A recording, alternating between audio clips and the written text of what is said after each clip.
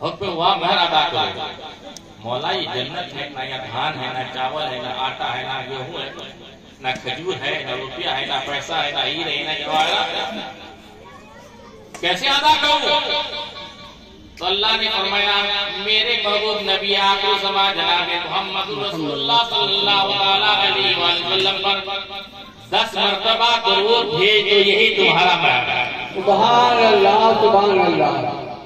تو یہ درود پاک ہمارا اور آپ کا، چاہے مسلم ہو چاہے غیر مسلم ہو، یہ سب کے دنیا میں آنے کا ایک بہت بڑا سبب بنا کہ نہیں بنا. اگر حضرت آدم درود نہ بھیجتے تو حضرت حوا کے قریب نہ جا سکتے، اور جب آپ جاتے نہیں تو ہم اور آپ کا دنیا میں آ گیا.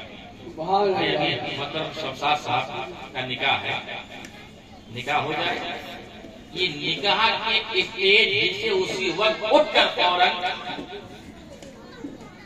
سعودی عرب چلے جائے. 1 سال کے بعد 2 سال کے بعد اگر ان کی یہاں بچہ پیدا ہو تو سماج کیا کہے گا کہ اس لڑکی نے سب کی نہ کہا.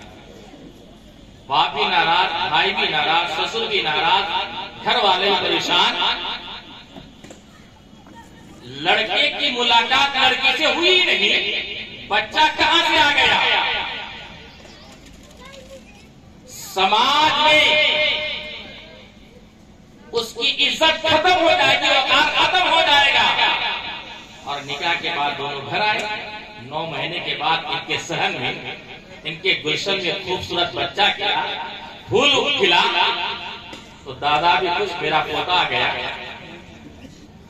چچا بھی خوش میرا بھتیجا آ گیا، نانا بھی خوش میرا نواسا آیا، ماموں بھی خوش میرا بھانجا آیا ہے، مٹھائیاں بٹ رہی ہے، شہنائیاں بٹ رہی ہے، سب کے سب خوش ہیں. تو اگر یہ درود رسول کائنات حضرت آدم نہ بھیجتے تو نہ ہم آتے نہ آپ. حضرت آدم اور حضرت حوا کے سوا کوئی تیسرا انسان دنیا میں نہ ہوتا. تو یہ درود بہت بڑا وسیلہ ہے ہمارے اور آپ کے پورے انسانوں کے دنیا میں آنے کا. محبت کے ساتھ اللہم صلی علی سیدنا و مولانا محمد و بارک وسلم. صلاۃ و سلام علیک یا رسول اللہ صلی اللہ علیہ وسلم. بالکل نماز عطا فرما. بے خود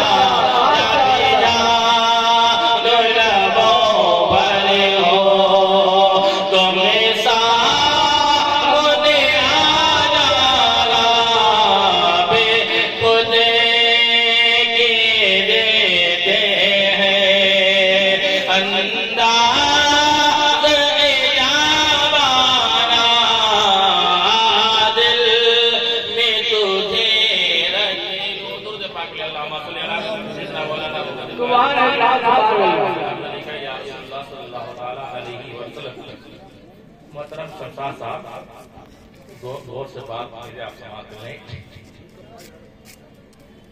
اور ان کے بھائی سرتاج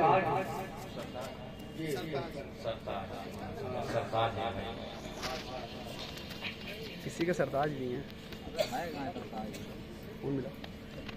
جو بغیر شادی شدہ ہیں وہ بھی سماعت کریں انشاءاللہ میری گفتگو سے انہیں بھی فائدہ ملے گا اور جو شادی شدہ ہے انہیں بھی فائدہ ملے گا.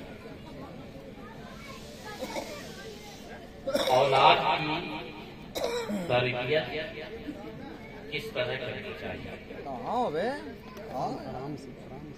اور اولاد کا ماں باپ پر کیا؟ اکثر ہم لوگ یہ کہتے ہیں نا کہ میرا بچہ میرا حق ادا نہیں کرتا.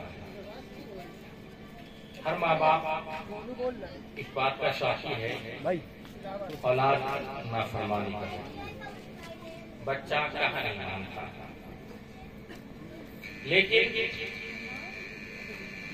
جس طرح ماں باپ کا حق اولاد پر ہے اور یہ بہت بڑا حق ہے ماں باپ کا اولاد پر، اللہ نے اپنے حق کے بعد ماں باپ کا حق بیان کیا ہے، بہت بڑا حق ہے. اسی طرح اولاد کا بھی باپ پر حق ہے. اور جانتے ہیں آپ جہاں حق دبایا جائے گا وہاں فتنہ ہوگا،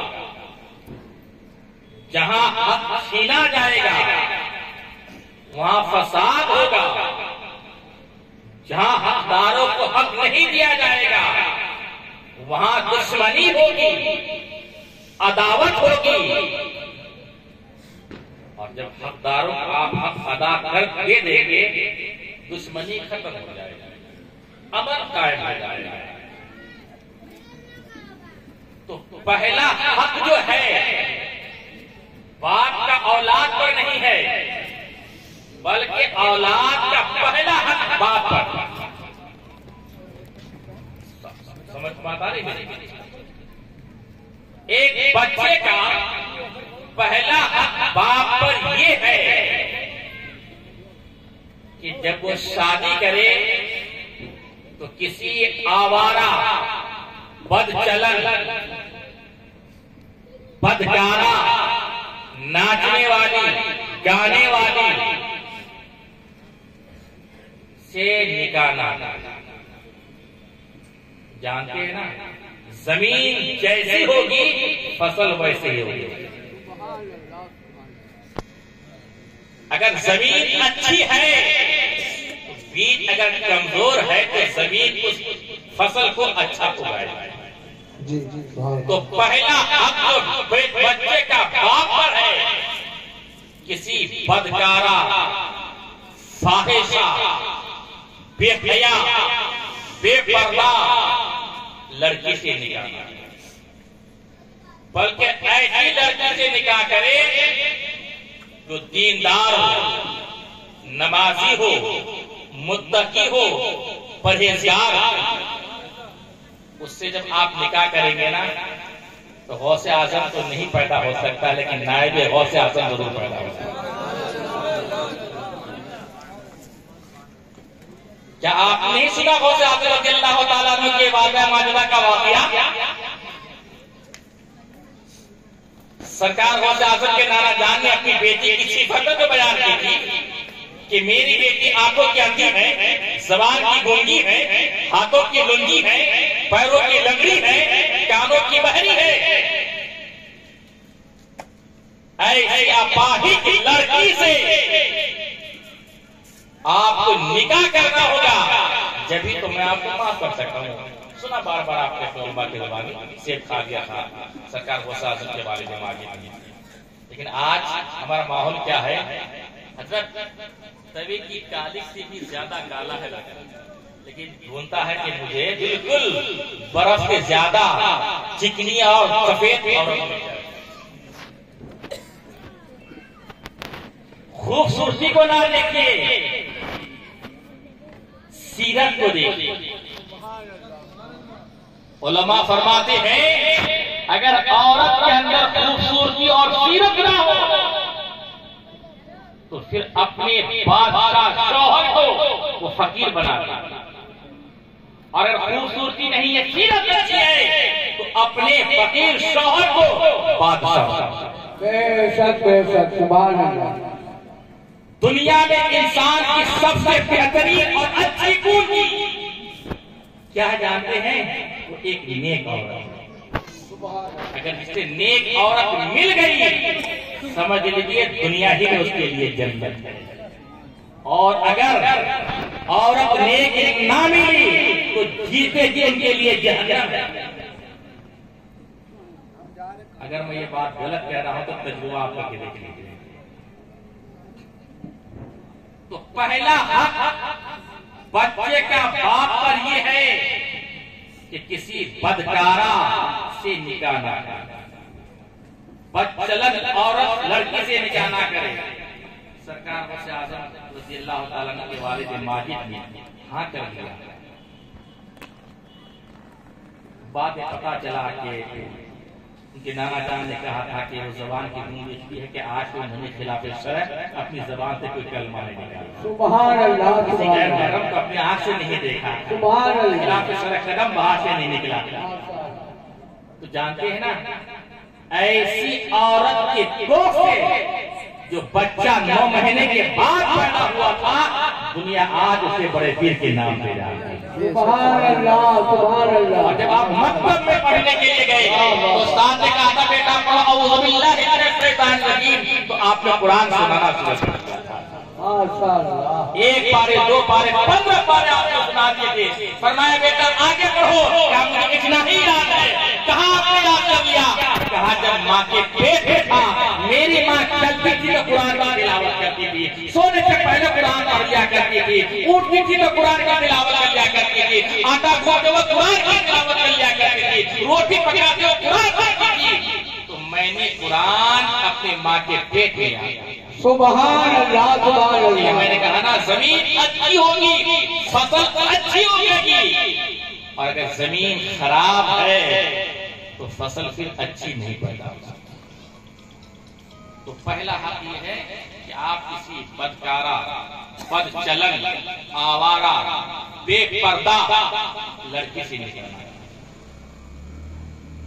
دوسرا حق ایک بچے کا جو باپ پر ہے وہ یہ ہے, بات آگے حضرت کہنے کے لائق تو نہیں لیکن بتا رہا ہوں, سب سن لیجیے گا. جب بھی آپ عورت کا قرب حاصل کرنا چاہے تو بسم اللہ الرحمن الرحیم پڑھ. روایتوں میں آیا ہے اگر اس نطفے سے بچہ ٹھہر گیا, جب وہ بچہ دنیا میں آئے گا تو جتنی سانسیں لے گا اللہ تعالیٰ سانسوں کے بدلے ماں باپ کو ثواب عطا فرمائے. سبحان اللہ. نعرے تکبیر, نعرے رسالت, عظمت اولیاء کرام, جشن غوث الورا. شیطان کے شر سے آپ کا بچہ محفوظ رہے گا. بچہ پیدا ہوا, اب بچے کا حق ہے آپ پر کہ آپ ان کے کان میں اذان, دائنے میں اذان, بائیں میں تکبیر. ماشاءاللہ ہمارے یہاں تو اذان لوگ دیتے ہیں.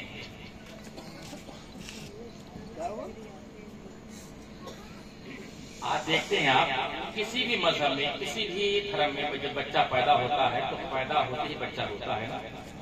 اگر بچہ نہ روئے تو گھر والے رونے لگتے ہیں. بچے کے رونے سے گھر والے یہ جان لیتے ہیں بچہ مردہ نہیں زندہ پڑا, اور بچہ نہ روئے تو گھر والے رونے لگتے ہیں کہ بچہ شاید مردہ پیدا ہوا.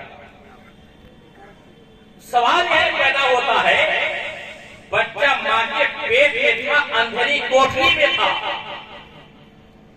انسانی فطرت میں اندھیرے سے انسان گھبراتا ہے,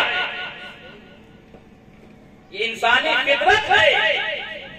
انسان جب اجالے میں آتا ہے تو گھبراہٹ ختم ہو جاتی ہے. بچہ ماں کے پیٹ کے اندھیرے سے اجالے میں آیا ہے تو یہاں ہنسنا چاہیے, مسکرانا چاہیے, رونا چاہیے. آخرکار بچہ کیوں روتا ہے؟ ہونے والے سوال کا جواب آج سے 1400 سال پہلے میرے آقا نے ارشاد فرماتے ہیں جب بچہ پیدا ہوتا ہے انسان کا شیطان کھلا ہوا دشمن ہے, تو شیطان بچے کے شریر پہ خونی پنجہ مارتا ہے جس سے بچے کو تکلیف ہوتی ہے, بچہ روتا ہے. اس لیے حکم دیا گیا کہ اذان دو جتنی جلدی ہو سکے, اور اذان سن کر شیطان 32 میل دور بھاگا. آپ کا بچہ شیطانی اثر سے محفوظ ہے. دنیا میں آتے ہی جب شیطان بچے پہ اپنا اثر ڈال دے گا تو اثر ہمیشہ باقی رہے گا. حکم دیا گیا اذان دو جتنی جلدی ہو سکے کہ تمہارے بچے پر شیطان کا اثر نہ ہو سکے. لیکن افسوس باپ بھی موجود, بھائی بھی موجود, چچا بھی موجود, سبھی لوگ موجود ہیں, اذان کسی کو نہیں آتی. یہ کوئی ضروری نہیں کہ آپ امام صاحب کو بلا کر جائیں, مؤذن صاحب بھی اذان دینے کے لیے جائیں گے. آپ بھی سیکھ لو میرے بھائی, کیا جانے کب ضرورت پڑ جائے. اذان دیجئے جتنی جلدی ہو سکے, انتظار مت کیجئے مؤذن صاحب آئیں گے تو اذان دیں گے, امام صاحب آئیں گے تو اذان دیں گے. یہ آپ کی محبت ہے, بلا لیتے ہیں اور شکرانے کے طور پر آپ دے بھی دیتے ہیں. یہ کسی کی قیمت نہیں ہے, اس کا بدلہ نہیں ہے.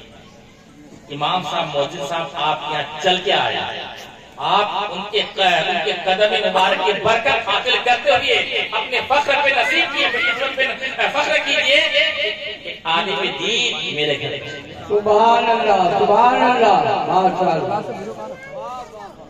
اور اس کے بعد بچے کا باپ پر یہ بھی ایک حق ہے کہ تہنیک کرے. تہنیک کسے کرتے ہیں؟ صحابہ کرام رضی اللہ تعالی عنہ کے یہاں جب کوئی بچہ پیدا ہوتا تھا تو وہ بچے کو حضور کی خدمت میں لے کے جاتے تھے. تہنیک بولتے ہیں کھجور چھوارے کوئی میٹھی چیز منہ میں رکھ کے ایک نمازی متقی پرہیزگار عالم دین صوفی باسفا حاجی قاری قرآن اپنے منہ میں رکھے کے بعد اس کو نرم کرے اور شہادت کی انگلی میں رکھ کے بچے کے تالو میں رکھے. اس کو تہنیک کہا جاتا ہے. تو جب صحابہ کے یہاں کوئی بچہ پیدا ہوتا تو صحابہ حضور کی بارگاہ میں اپنے بچے کو لے کے جاتے تھے اور ان کی تمنا یہ ہوتی تھی کہ میرے بچے کے پیٹ میں جو پہلی خوراک پہنچے وہ رسول کائنات کا لباب مبارک. سبحان اللہ سبحان اللہ. اور حضرت علی رضی اللہ تعالیٰ عنہ کی جو تہنیک ہوئی تھی کیا ہی شاندار تہنیک.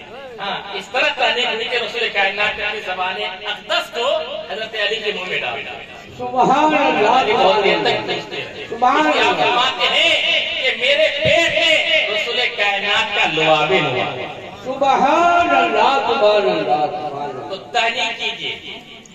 آپ کے محلے میں آپ کے گھر میں کوئی اچھا آدمی ہے پرہیزگار دیندار متقی ہے یا امام صاحب ہے عالم دین ہے حاجی ہے نمازی ہے تو آپ ان کا جوتا اپنے بچے کو کھلائیے. پہلی خوراک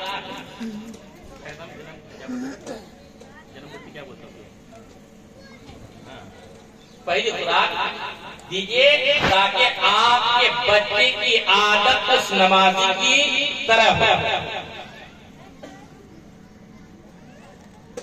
اور ایک حق یہ بھی ہے کہ آپ بچے کو کپڑے پہنائیں. نیا جوڑا بعد میں آپ پہنائیں. کوشش کیجئے کہ جب بھی بچہ دنیا میں آئے تو میں کسی نمازی متقی پرہیزگار دیندار عالم دین فاضل جلیل امام وقت کیا ہے بدن کا اتارا ہوا کپڑا اپنے بچوں کو تاکہ ان کے اتارے ہوئے کپڑے کی برکت سے میرا بچہ ہر قسم کی بیماریوں سے محفوظ. سبحان اللہ سبحان اللہ ماشاءاللہ. آپ پہنائیے انشاءاللہ تعالی اس کی برکتیں آئے.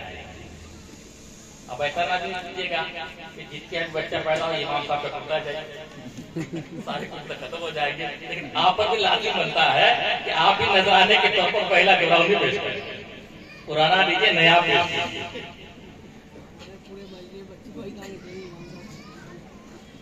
تو یہ حق ہے اور جب یہ حق آپ ادا کریں گے تو انشاءاللہ تعالیٰ آگے چل کر بچہ آپ کا حق ادا کرے گا. جب آپ بچے کا حق ادا نہیں کریں گے تو آپ امید مت رکھیے کہ میرا بیٹا جوان ہو کر میرا حق ادا کرے گا. آپ جیسا بوگے ویسا کاٹو گے. گیہوں بونے کے بعد آپ جو نہیں کاٹیں گے. جو بونے کے بعد آپ کو جو نہیں ملے گا جو ہی ملے گا. اور جب بچہ 7 دن کا ہو جائے اگر حیثیت کے لائق ہیں آپ تو عقیقہ کرا جائے. لڑکی ہے تو 1 بکری, لڑکا ہے تو 2 بکرے. اگر 7ویں دن کسی وجہ سے آپ نہ کر سکے تو 14ویں دن کیجیے. 14ویں دن بھی اگر نہ کر سکے تو 21ویں دن کیجیے.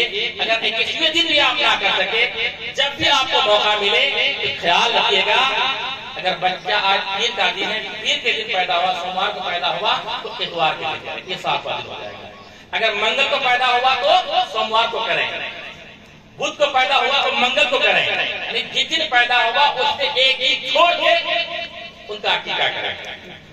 اور عقیقہ کیا ہے؟ یہ ایک شکرانہ ہے. سبحان اللہ. اللہ تعالیٰ نے آپ کو کتنی بڑی نعمت دی. جس کی اولاد اس کے دل کے پوچھئے مزاروں پہ آستانوں پہ ڈاکٹروں کے جو کہہ دیتا ہے وہ کرنے کو تیار ہو جاتا ہے. پیسے کو پانی کی طرح بہاتا ہے. اولاد کی خاطر اللہ نے کتنی بڑی آپ کو نعمت عطا کی ہے. لہذا شکر ادا کرتے ہوئے ایک جانور کو ذبح کیجیے. اسی کا نام عقیقہ ہے. اور روایتوں میں آیا ہے بچہ اس وقت تک گروی رہتا ہے جب تک اس کا عقیقہ نہیں کیا. اللہ آپ نے عقیدہ کیا، یہ بچے کا حق ہے آپ کے اوپر، اور اسی دن اچھا سے اچھا نام رکھنا۔ آج نام کیا ہم لوگ رکھتے ہیں؟ پپو، ملو، کلو، ایسا نام نہیں، بلکہ آپ کے خاندان کوئی نیک آدمی تھا، پرہیزگار متقی تھا، ان کے نام پہ آپ نام رکھیے، صحابہ کرام کے نام پہ نام رکھیے، بزرگان دین کے نام پہ نام رکھیے۔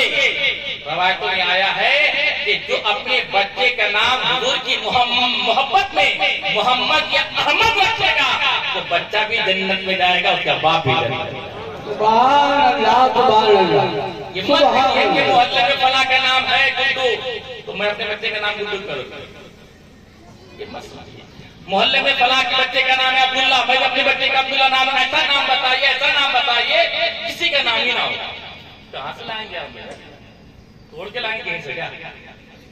تو نام اچھا رکھیے۔ اگر آپ نے کسی بچے کا نام محمد یا احمد پہ رکھا ہے تو اس کا ادب و احترام ہے، یہ بچے کا حق ہے آپ پر۔ آپ اپنے بچوں کو بچے کا حق دے دیجئے، انشاءاللہ تعالی آگے چل کر آپ کا بچہ آپ کو اپنا حق دے دے گا۔ وآخر دعوانا الحمدللہ۔